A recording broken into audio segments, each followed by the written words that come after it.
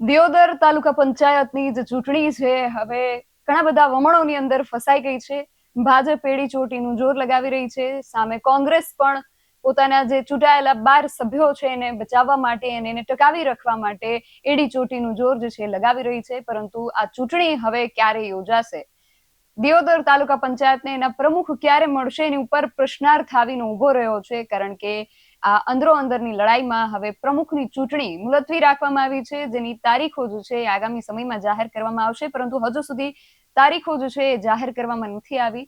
આની અંદર શું ચાલી રહ્યું છે, આમાં શું રાજકારણ રમાઈ રહ્યું છે કે કેમ, દિયોદર તાલુકા પંચાયતના પ્રમુખ હવે આગામી સમયમાં કોણ બનશે તેને લઈને ઘણા બધા પ્રશ્નો ઉભા છે. તેના વિશે આજે વાત કરવી છે આ અહેવાલમાં. જય હિન્દ, BSI ટીવી ન્યૂઝ પર આપની સાથે હું છું નિધિ ગઢવી.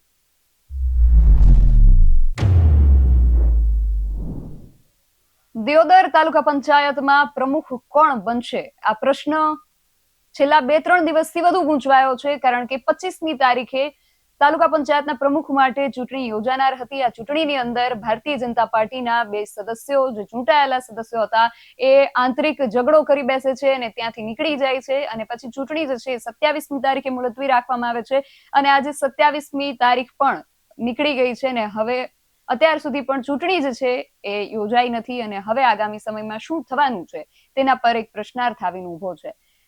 આ આખી ઘટના શું છે, એની પાછળ કેવી રાજકીય રમતો રમાઈ રહી છે, બધા વિશે આજે વાત કરવી છે. અને વાત કરવા માટે આજે આપણી સાથે જોડાયા છે વરિષ્ઠ પત્રકાર ગોપીબેન ઘાંગર. ગોપીબેન, BSI ટીવી ન્યૂઝમાં આપનું ખૂબ સ્વાગત છે.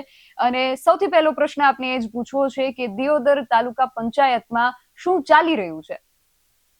બિલકુલ નિધિ, જો સૌથી પહેલી મહત્વની વાત તો એ છે કે જેટલા પણ દર્શકો જોડાયેલા છે BS9 સાથે, તે લોકોને જણાવી દઈએ કે દિયોદર તાલુકા પંચાયતની આ ચૂંટણી 22 બેઠકોની ચૂંટણી છે. 12 બેઠકો કોંગ્રેસ પાસે છે, જ્યારે ભારતીય જનતા પાર્ટી પાસે 10 બેઠકો છે. એટલે આમ નિયમ પ્રમાણે જોવા જઈએ તો તેમના કોંગ્રેસના સદસ્ય છે, એટલે તાલુકા પંચાયતના પ્રમુખ અને ઉપપ્રમુખ આ બંને કોંગ્રેસના બને છે ત્યાં આગળ.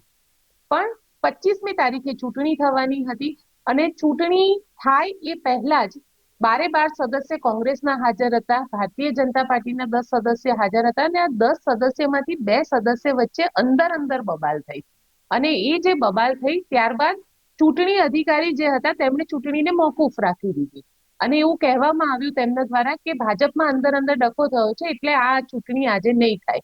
પણ અહીંયા સવાલ એ ઉભો થઈ રહ્યો છે કે જો કોઈ પણ સદસ્ય 1 મિનિટ પણ મોડો આવે ને વિપક્ષનો, તો ચૂંટણીને એને અંદર નથી આવવા દેતા.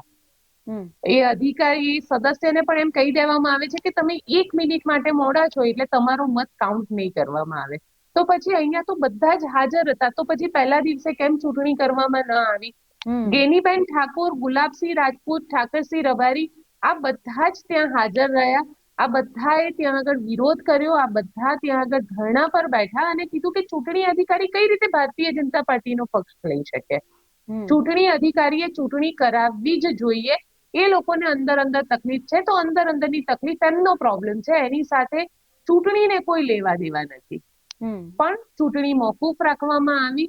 ગેનીબેન ઠાકોર, ગુલાબસિંહ રાજપૂતે ત્યાં આગળ આરોપ લગાવ્યા અને સ્થિતિ એ થઈ ત્યાં આગળ કે કોંગ્રેસના જે કાર્યકર્તાઓ ભેગા થવા લાગ્યા ધીરે ધીરે. કોંગ્રેસના જે સદસ્ય હતા એ સદસ્ય અને પ્રાંત અધિકારી એ જ્યારે તેના જે ગ્રાઉન્ડ છે, તે તાલુકા પંચાયતની ઓફિસ છે, તેની અંદર આવી રહ્યા હતા, ત્યારે કોંગ્રેસના સદસ્ય દ્વારા તેમના કપડા ખેંચવામાં આવે, તેમને રોકવામાં આવ્યા બેઝિકલી. અને એમના ઉપર ટાપલી દાવ પણ થયો. આ પ્રકારના દ્રશ્ય પણ સામે આવ્યા. પોલીસે પછી તેમને કોર્ડન ઓફ કર્યા અને પોલીસે તેમને સુરક્ષિત રીતે લઈ ગયા. આ કેસની અંદર લગભગ 11 કોંગ્રેસના જે ત્યાંના કાર્યકર્તાઓ છે, પ્લસ તાલુકા પંચાયતના જે સદસ્ય ચૂંટાઈને આવ્યા છે, તે લોકો ઉપર 307નો એટલે કે હુમલો કરવાનો અને જાનથી મારી દેવાનો પ્રયત્ન કરવાનો, આ પ્રકારની ધારા હેઠળ મામલો રજીસ્ટર કરવામાં આવ્યો. પછી આ આખો મામલો પૂર્ણ નથી થયો. આજે ફરી ચૂંટણી હતી, આજે 27મી તારીખ, કારણ કે પહેલા દિવસે જે ચૂંટણી મોકૂફ રાખી દેવામાં આવી હતી અને પછી 27મી તારીખ આપવામાં આવી હતી. આ વચ્ચે કોંગ્રેસે પોતાના જે 12 સદસ્ય છે એ સદસ્યને લઈને કોઈ એવી અજ્ઞાત સ્થળ ઉપર જતી રહી કે જ્યાં આગળ તેમનો સંપર્ક ન થઈ શકે. આજે ચૂંટણી હતી, કોંગ્રેસ સવારે 10 વાગે ત્યાં બધા જ પોતાના જે સદસ્ય છે, ભારેવાર સદસ્ય, તેમને લઈને ત્યાં પહોંચી ગઈ. પરંતુ પ્રાંત અધિકારી જે હતા, પ્રાંત અધિકારી દ્વારા એવું કહેવડાવવામાં આવ્યું અને કહેવામાં આવ્યું કે આજે અત્યારે ચૂંટણી નહીં થઈ શકે, કારણ કે સાહેબની તબિયત જે છે તે ખરાબ છે, એમનું બીપી વધી ગયું છે, એટલે આપણે ચૂંટણી 3 વાગે કરીશું. હવે આ 3 વાગે જે ચૂંટણી થવાની હતી તે 3 વાગે ચૂંટણી ન થઈ અને ગેનીબેન ઠાકોર તો ત્યાંથી એ બોલતા નીકળ્યા કે આ જે પ્રાંત અધિકારી છે, જે અધિકારીઓ ત્યાં આગળ આ બધું કરી રહ્યા છે, એ અધિકારીઓએ ખાલી ભારતીય જનતા પાર્ટીનો ખેસ પહેરવાનો જ બાકી રાખ્યો છે. જો ભાજપના નેતાઓ નથી આવ્યા, કારણ કે ગેનીબેન પોતે એસડીએમ પાસે પહોંચ્યા હતા, પ્રાંત અધિકારીથી એસડીએમ સુધી પહોંચ્યા. એસડીએમ ને કહ્યું કે આ પ્રાંત અધિકારી બીમાર છે, તમે કોઈ બીજા પ્રાંત અધિકારીને આપી દો, ચૂંટણી કઈ રીતે પાછી ઠેલવી શકો તમે. પણ જે એસડીએમ છે એમણે એવું કહ્યું કે બધા જ પ્રાંત અધિકારીઓ અવેલેબલ નથી, કોક બહાર ગયું છે, કોક રજા ઉપર છે, કોક બોર્ડરના વિસ્તારમાં છે, ત્યાંથી આવી શકે એમ નથી, એટલા માટે થઈને ચૂંટણીને મોકૂફ રાખી દીધી. એટલે આમ જોવા જઈએ તો લોકશાહીની અંદર અત્યારની જે સ્થિતિ છે, લોકશાહીમાં બે વસ્તુ હોય છે. આ કે જ્યારે તાજવા જેવી લોકશાહી ગણવામાં આવે છે કે એક પક્ષ પર સત્તા છે અને એક સાઈડ પર વિપક્ષ છે. ઘણી બધી વખતે સત્તા પક્ષ પોતાનું વજન એટલું ભારે કરી દે છે અને એ પણ આવા અધિકારીઓ થકી કે વિપક્ષ આની અંદર કચડાઈ જાય છે અને વિપક્ષનું કશું જ આવતું નથી. આજે એવો જ કેસ આપણને ત્યાં બનાસકાંઠાના દિયોદરમાં જોવા મળ્યો અને ગેનીબેન હોય, ગુલાબસિંહ રાજપૂત હોય, ઠાકરસિંહ રબારી હોય, સૌથી મહત્વની વાત તો ત્યાં આગળ એ હતી કે આ બધા જ નેતાઓ ત્યાં હાજર રહ્યા, એમના 12 સદસ્યોને તેમને અકબંધ રાખ્યા અને ગેનીબેને એ પણ આરોપ લગાડ્યો કે અમારા 12 સદસ્યને તોડવાનો ખૂબ પ્રયત્ન કરવામાં આવી રહ્યો છે અને એ પ્રયત્ન ભારતીય જનતા પાર્ટી દ્વારા કરવામાં આવી રહ્યો છે, પરંતુ અમારા સદસ્ય ન તૂટ્યા એટલે હવે એ લોકો આ રીતે અધિકારીનો ઉપયોગ કરી રહ્યા છે. અધિકારીઓ અને અધિકારી આવું કરી શકે એ સૌથી મોટો સવાલ છે, કારણ કે સંવિધાનિક પદ ઉપર બેઠેલા વ્યક્તિ છે. તમારી પાસે સત્તા, તમે સંવિધાનિક પદ ઉપર છો, તમે કોઈ પક્ષના નથી, તમે વિપક્ષના નથી, તમારા માટે બધા જ નિયમ જે છે સંવિધાનના નિયમ લાગુ પડે છે અને અધિકારી પોતે આ રીતે કરે તો ખરેખર એવું થાય કે લોકશાહી જીવે છે ખરી, લોકશાહી મરી નથી ગઈ. કારણ કે તમે વિપક્ષનું ત્યાં તાલુકા પંચાયત બની રહી છે તો તમારે એ નથી થવા દેવું, તમારે ચૂંટણી નથી કરાવી અને પછી જો વિપક્ષના કોઈ પણ વ્યક્તિ 1 મિનિટ પણ મોડા આવે તો એમને અંદર નથી આવવા દેવા. એટલે વિપક્ષ માટેના અલગ નિયમ, સત્તા પક્ષ માટેના અલગ નિયમ, આવું તો કઈ રીતે ચાલી શકે આ દેશમાં? એટલે જે રીતે દિયોદરની અંદર આખી બબાલ આપણને જોવા મળી, એટલે ક્યાંક ચોક્કસથી એવો વિચાર આવે કે ખરેખર લોકશાહી છે. અને ગોપીબેન, સવાલ એક બીજો એ પણ ઉઠે છે કે આ જે કોંગ્રેસના જે 12 ચૂંટાયેલા સભ્યો છે એમાંથી એક જે મહિલા સભ્ય છે એ સગર્ભા છે, એમની ડિલિવરીની જે તારીખ છે એ ડોક્ટરે આપી દીધી છે, છતાં એ મત આપવા માટે ત્યાં પહોંચ્યા આવી પરિસ્થિતિમાં પણ. એટલે આપણે જો કદાચ સરખામણી પણ કરવા જઈએ કે પ્રાંત અધિકારીની તબિયત ખરાબ છે, એમનું બીપી હાઈ થઈ ગયું છે, આપણે સમજી શકીએ, પરંતુ એમની પરિસ્થિતિ કદાચ આ સગર્ભા મહિલા જેટલી તો ખરાબ કદાચ નહીં હોઈ શકે કે ત્યાં પહોંચી પણ ન શકે ને આવી પણ ન શકે. એટલે આ પણ એક પ્રશ્ન ઉભો થાય છે કે વહીવટી તંત્ર એક મહિલાની પરિસ્થિતિને પણ નહીં સમજી શકતું હોય. બિલકુલ, એટલે અહીંયા એ જ પ્રશ્ન ઉભો થયો. એ મહિલા સવારથી જ ત્યાં હતી અને મહિલા આખો દિવસ ત્યાં એના માટે ખાટલો રાખવામાં આવ્યો, ત્યાં એ બિચારા આરામ કરતા રહ્યા. એમની આજની ડ્યુ ડેટ હતી, ત્યાં એમના માટે એમ્બ્યુલન્સ પણ તૈયાર રાખવામાં આવી કે માનો કે એમને કદાચ લેબર પેઇન શરૂ થાય, પ્રસૂતાની પીડા એમની શરૂ થાય તો એમને સીધા હોસ્પિટલે લઈ જઈ શકાય. એટલે ત્યાં એમ્બ્યુલન્સ પણ કોંગ્રેસ દ્વારા તૈયાર કરવામાં આવી, પરંતુ પ્રાંત અધિકારી ના આવ્યા, એમના દ્વારા કહેવામાં આવ્યું કે બીપી વધી ગયું છે. હવે ચલો આપણે એ માની પણ લઈએ કે પ્રાંત અધિકારીનું બીપી વધી ગયું છે કે પ્રાંત અધિકારી ન આવી શક્યા, તો પછી જવાબદારી જિલ્લા વહીવટી તંત્રની આવે છે ને જિલ્લા વહીવટી તંત્રએ અન્ય કોઈ અધિકારીને કેમ ત્યાં આગળ ન રાખ્યા? આ તો સીધે સીધો એવું થઈ જાય કે તમે વિપક્ષની ત્યાં આગળ બની રહી છે તાલુકા પંચાયત, કોંગ્રેસની તાલુકા પંચાયત બની રહી છે, એટલે કોંગ્રેસની તાલુકા પંચાયત ન બને એ માટે થઈને આ બધું કરવામાં આવી રહ્યું છે, જેનો સીધો મતલબ તો કંઈક આવો જ નીકળી રહ્યો છે. જો સગર્ભા મહિલા ત્યાં પહોંચી શકતી હોય, સગર્ભા મહિલા એ પણ 9 મહિના જેના પૂરા થઈ ગયા છે, એની ડ્યુ ડેટ છે. હવે નિધિ, હવે જો સવાલ અહીંયા એ આવશે, જો રાજકારણ કેવું રમાઈ રહ્યું છે. આજે એ બેનની ડ્યુ ડેટ હતી, માની લઈએ કે આજે અથવા કાલ સુધીમાં એમની ડિલિવરી આવી જાય, તો એ બેન તો હોસ્પિટલમાં હશે. એ કઈ રીતે ત્યાં આવી શકશે? એમનું મત કઈ રીતે આપી શકશે? એટલે તમે ત્યાં લોકશાહીની હત્યા નથી કરી રહ્યા. એ બેનને પોતાને મત આપવાનો અધિકાર છે, પણ ક્યાંક ને ક્યાંક સત્તાના જોડે આ બધું જ કરવામાં આવી રહ્યું છે. અને અધિકારીઓ જે છે એ સત્તા પક્ષના મુખપત્ર બનીને બેસી ગયા છે. એવું અત્યારે આ દિયોદર વાળા કેસ ઉપરથી તો ચોક્કસથી લાગી રહ્યું છે. હું માની શકું કે જેન્યુનલી પ્રાંત અધિકારીની તબિયત ખરાબ હશે અને એમની બીપી વધી ગયું હશે, એમને દવાખાનામાં જવું પડ્યું. સ્વાભાવિક છે, સ્વાસ્થ્ય સાથે કોઈ પણ પ્રકારના છેડા ન થઈ શકે. પરંતુ શું બીજા એસડીએમ ને સવારે મેસેજ મળ્યો તો 3 વાગ્યા સુધીમાં બીજા અધિકારીને ત્યાં અપોઇન્ટ કરવાનું કામ કોનું હતું? તો શું એસડીએમ ત્યાં આગળ બીજા અધિકારી ન મોકલી શકે? ત્યાં આગળ જિલ્લા જે પણ છે, મેં ઘણી બધી જગ્યાએ એવું જોયું કે જુનાગઢની જ હું વાત કરું, જુનાગઢ એસડીએમ સાથે મારી વાત થઈ હતી, જ્યાં 9 સીટ આવી હતી ભારતીય જનતા પાર્ટીની ને કોંગ્રેસની. મારી એસડીએમ સાથે વાત થઈ. મેં સૌથી પહેલા એટલે એસડીએમ મને એવું કીધું કે પ્રાંત અધિકારી આજે રજા ઉપર હતા અને અન્ય લોકો ન હતા, એટલે હું પોતે ત્યાં ગયો ચૂંટણી કરાવવા માટે. જો એસડીએમ પોતે ત્યાં ચૂંટણી કરાવવા માટે જઈ શકતા હોય તો પછી અહીંયા આગળ કેમ ના આવ્યા? એટલે જુનાગઢની અંદર ભાજપની સત્તા બની રહી હતી, એટલા માટે થઈ અને ત્યાં એસડીએમ પહોંચી ગયા અને તરત ને તરત બધું થઈ ગયું. ત્યાં પણ માહોલ તો આવો જ હતો. 9 આમ આદમી પાર્ટીની હતી, 9 ભારતીય જનતા પાર્ટીની હતી. આગલા દિવસે એક એફઆઈઆર થાય છે અને આમ આદમી પાર્ટીના જે ચૂંટાયેલા સદસ્ય છે તેને પોલીસ દ્વારા અરેસ્ટ કરવામાં આવે છે, જેમાં બાદમાં હાઈકોર્ટ દ્વારા કહેવામાં આવે છે કે ભાઈ તમે આમને વોટ આપવાનો એમને અધિકાર છે. એસડીએમ એવું કહી દીધું કે હા, અમે વોટ લઈ લીધો છે. એટલે ક્યાંક જો અધિકારીઓ નિષ્પક્ષ થઈ અને આખું કરે, કારણ કે જે રીતે આપણે સ્થાનિક સ્વરાજની ચૂંટણી પહેલા કોંગ્રેસના જે ઉમેદવારો હતા જેમના નામ કોંગ્રેસે ડિક્લેર કર્યા, પોતે ફોર્મ ભરવા જાય છે, તો કઈ રીતે એમને ઉઠાવીને લઈ જાય છે પોલીસ, એવા પણ વિડીયો આપણે જોયા હતા.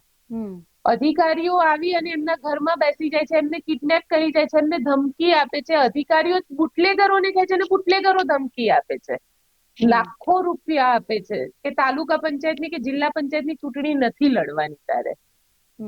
તો આવું ને આવી આ રીતે તો કરે તો પછી ચૂંટણી કરવાનો મતલબ જ નથી. એમને જ ડિક્લેર કરી દો ને, શું કામ ચૂંટણી કરી રહ્યા છો? લોકશાહી કહેવાતી આ લોકશાહીની અંદર આ રીતે જે થઈ રહ્યું છે યોગ્ય નથી અને જે રીતે કરવામાં આવી રહ્યું છે, ક્યાંક અધિકારીઓ સત્તામાં અધિકારીઓનો ઉપયોગ કરવામાં આવી રહ્યો છે ભારતીય જનતા પાર્ટી દ્વારા, ક્યાંક પોલીસને ઉપયોગ કરવામાં આવી રહ્યો છે. અને પછી એમ કે અમે 700 સીટો અમે બિન હરીફ આવી ગયા છીએ, તો 707,000 પણ આવી શકે આવી રીતે તો. અને ગોપીબેન, ત્યાં દિયોદરમાં તો કલેક્ટરે જાહેરનામું પણ બહાર પાડી દીધું છે કે 9 તારીખ સુધી હવે કોઈ ધરણા ઉપવાસ આંદોલન પણ નહીં થઈ શકે, એના ઉપર પણ એમણે પ્રતિબંધ જાહેર કરી દીધો છે. અને તમારી વાત ઉપરથી એક બીજો પ્રશ્ન એ ઉઠે છે કે જો 25 તારીખે જ્યારે પ્રમુખ પદ માટે ચૂંટણી યોજાનાર હતી ત્યારે ભારતીય જનતા પાર્ટીના 2 સભ્યો આંતરિક ઝઘડો કરે છે અને ત્યાંથી નીકળી જાય છે, એટલે ઝઘડાના કારણે કે એમની ગેરહાજરીના કારણે પ્રાંત અધિકારી ચૂંટણીને મુલતવી રાખે છે. તો હવે કોંગ્રેસના જે સગર્ભા મહિલા સભ્ય છે એમને જો કદાચ ડિલિવરી આવે છે અને એ ચૂંટણીમાં આગામી તારીખ જે જાહેર થાય એ ચૂંટણીમાં જો હાજર નથી રહી શકતા તો એમના માટે ફરી ચૂંટણી મુલતવી રખાશે? જે રીતે ભાજપના ગેરહાજર સભ્યોના કારણે ચૂંટણી મુલતવી રખાઈ, એમ કોંગ્રેસના ગેરહાજર સભ્યોના માટે થઈને ચૂંટણીને મુલતવી રાખશે પ્રાંત અધિકારી? આમ જોવા જઈએ તો બહુ જેન્યુન રીઝન છે, રાખવી જોઈએ. પણ સત્તા પક્ષ અત્યારે, કારણ કે 2 વખત આ જે રીતે તારીખ પડી, જે રીતે ત્યાં આગળ આખો આ ડ્રામા આપણને જોવા મળ્યું, એક સંપૂર્ણ રાજકીય નાટક આપણને જોવા મળ્યું દિયોદરની અંદર, કે ભાજપના જે ઉમેદવાર હતા અંદર ઝઘડ્યા, પછી જતા રહ્યા, એટલે ચૂંટણી મોકૂફ રાખવામાં આવી.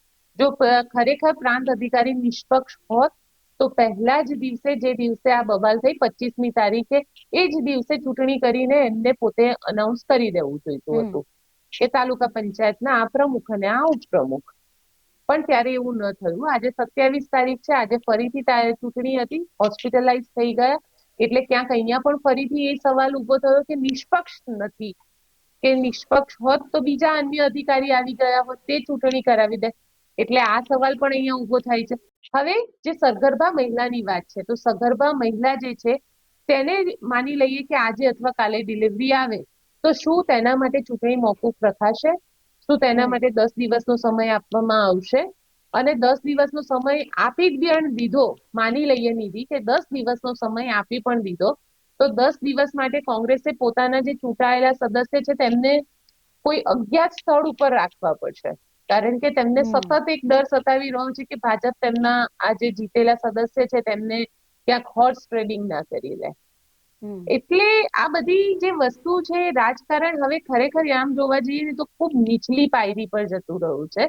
લોકશાહીની વાત તો બહુ અલગ રહી છે, પણ રાજકારણની અંદર કંઈ પણ કરો, સામ દામ દંડ ભેદ, સત્તા મને મળવી જોઈએ. એના માટે હું લોકશાહીની હત્યા પણ કરી શકું, કંઈ પણ કરી શકું, સત્તા મારા હાથમાં હોવી જોઈએ.